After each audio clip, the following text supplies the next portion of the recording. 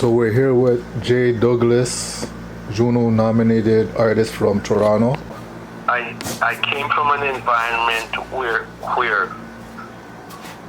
music was a part of the school curriculum. Also, from a Christian home, church, Sunday school was a way of life. So we had it both sides, church and school, singing, and that goes with our academic skills. So I did all of that and doing talent shows until I came to Canada. You know, actually I started doing professional work in Jamaica after we became winners of talent shows, and I must say I'm very grateful for that kind of foundation because it allows me to be in the business. We must be grateful to the singer, the crooner, Beres Hammond, who has kept some sanity for years. Yeah. With reggae, because at the time you would go to Jamaica and you put the radio on, all you could hear is dancehall, and the only saving grace then was when you hear Beres Hammond. So kudos to Beres.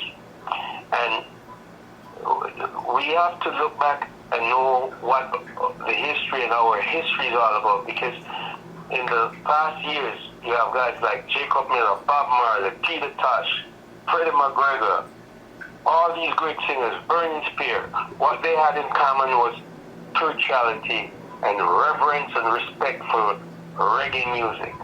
But music is the only language of international joy. And at all times, we must know that. And the term dancehall, where it came from, in the early years of the music, from ska, rocksteady to reggae, a dancehall is where they would keep the dance and put the speakers and the music up and enjoy themselves. So this term dancehall is something for us to revisit. Yeah. But it's a now generation thing. But when we make music for our brothers and sisters for the world, it lasts forever. Because love, power is the truth, and reggae is an awakening to the world. That's why Bob Marley One Love is the anthem. That is a timeless song, Bob Marley One Love. It is a timeless. That will last forever. One love, one art. Let's get together and feel alright. And that is truth. On Twitter, Beanie Man, he had called out the Billboard magazine saying that the American music industry doesn't give enough respect to the Caribbean artists that help set trends around the world.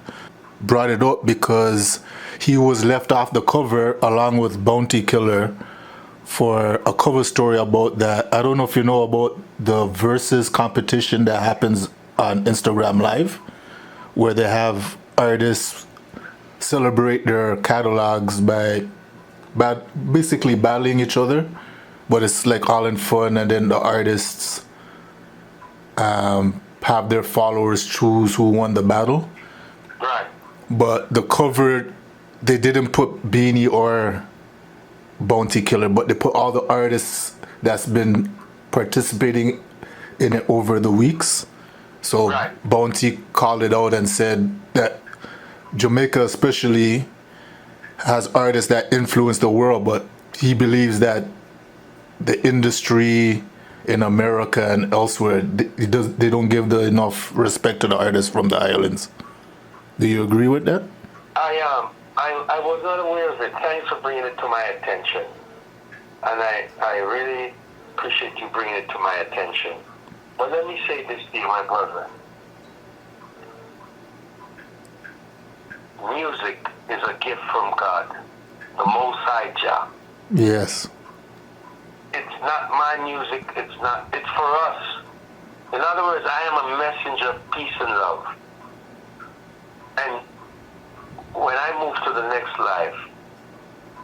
life's journey, it's what I leave behind that matters, especially to the young generation, because the kids are the gem of the future. When I respect myself, I speak on what we say, also what we do. And my focus on this journey is to be as positive as I can be. is very important. That's all I can say about that. If there was a new listener to your music, which songs would you point to that you believe would leave the mark that you just spoke about for your mark on this lifetime? There are two songs. The one that got me nominated this year for the Juno, it's called Ja Children, General Trees. And my new release that came out 3 weeks ago, it's called Must Change, Muschanga. Yes. Must Change. I'd like them to check it out. The video is there, you know, and the message, you know, everything must change. Nothing and no one stays the same. You know, good morning, Miss Universe. Can you hear me? All I have to give you is love and respect. The Most High Jah is my dwelling place. She's my dwelling place. The Most High Jah. She's my guiding light. That must change. They should check those songs out. Okay. And those songs you could get on outlets such as Spotify and iTunes? Yes, and my media, and Slamming Media is my digital label. Slamming Media is your digital, okay. They have all of that for you. And if you were to ask me for a song, well, they've heard Bob Marley. There's a natural mystic blowing, and if you listen carefully, you will hear. That's something we have to check out too.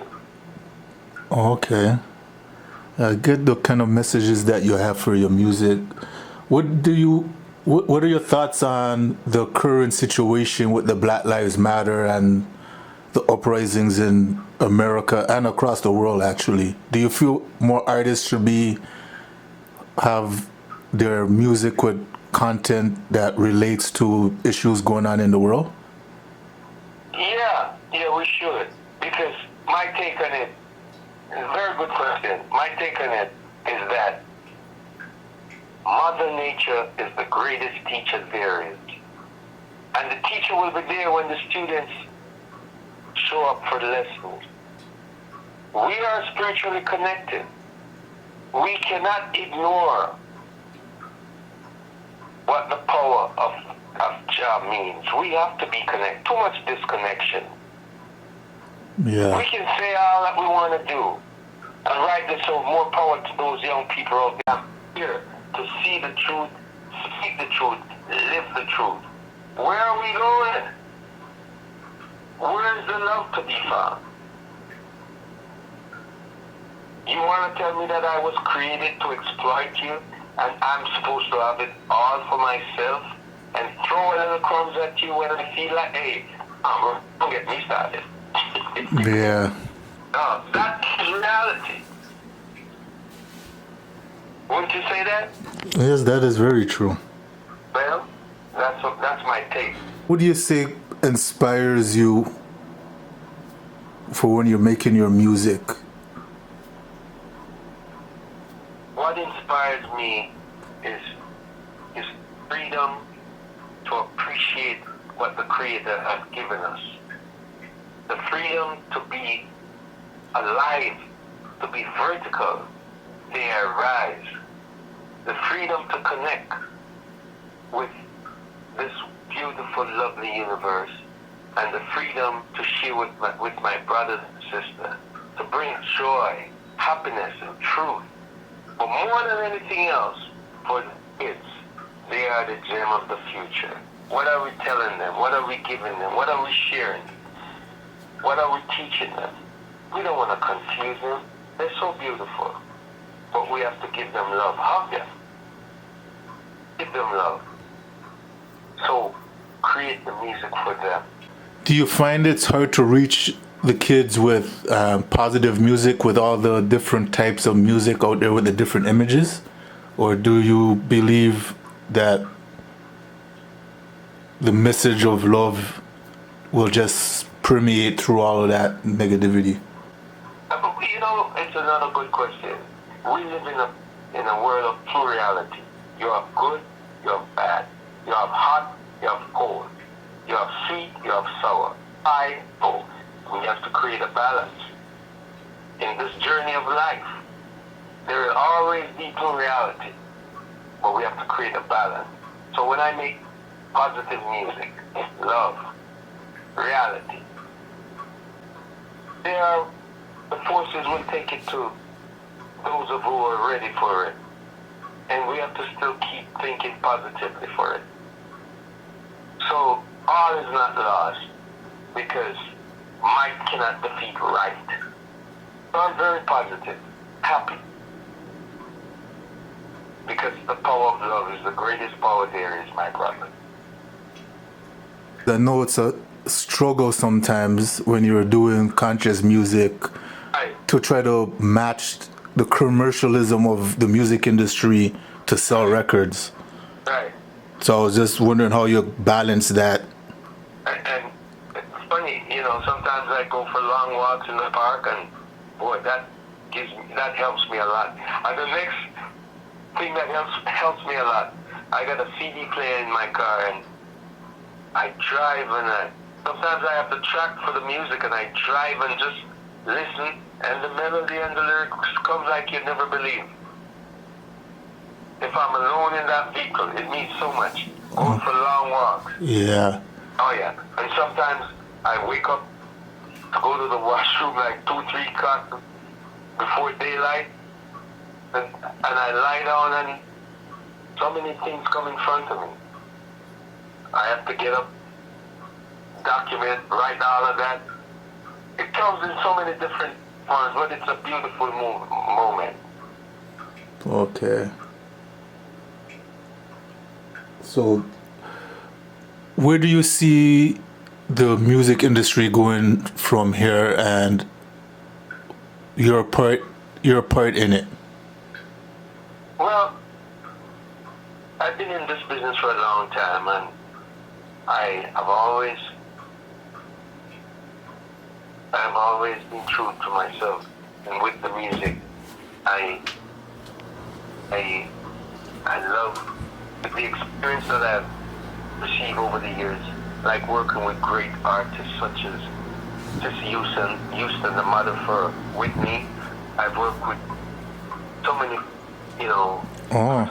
Percy Sledge, the Manhattans. I've worked with a lot of great reggae artists, Freddie McGregor, Luciano, a lot of them. General Trees, Sassafras.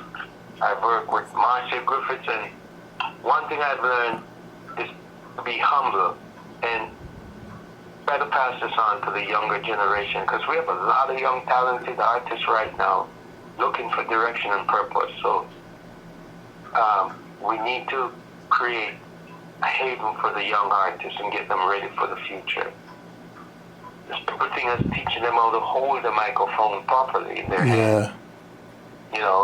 Give them the basic foundation, even having etiquette in the business.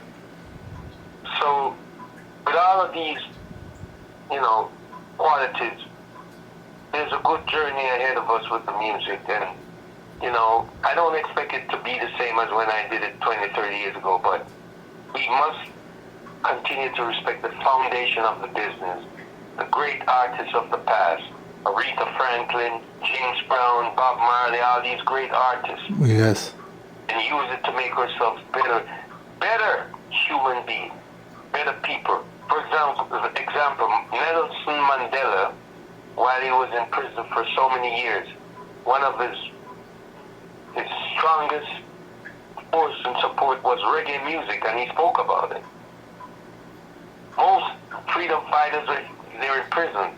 Reggae music or the blues or whatever. And we must not forget the blues.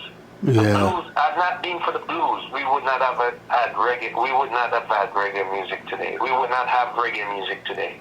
It all came from the southern states, the blues, the only international language of joy, music. It is the international language of joy. What a gift. What a gift. Very true. And it's for all of us.